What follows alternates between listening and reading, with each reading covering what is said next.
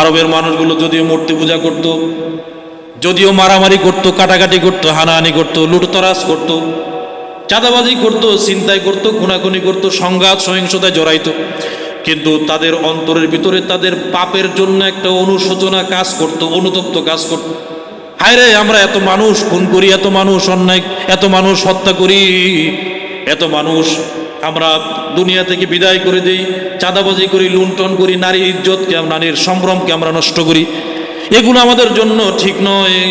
যদি আমাদের মাঝে একজন মহান দূত আসে, একজন ভালো মানুষ আসে, তাহলে ওই মানুষটার দাওয়াত এবং ওই মানুষটার কথাগুলো আমরা সাদরে গ্রহণ করব। এই ধরনের একটা মন মানসিকতা আরব সমাজের প্রত্যেকটা মানুষের অন্তরে কাজ করতো। সুবহানাল্লাহ। এই জন্যই আল্লাহর রাসূলকে আল্লাহ পাক রব্বুল আলামিন আরব ভূমিতে পাঠিয়েছেন।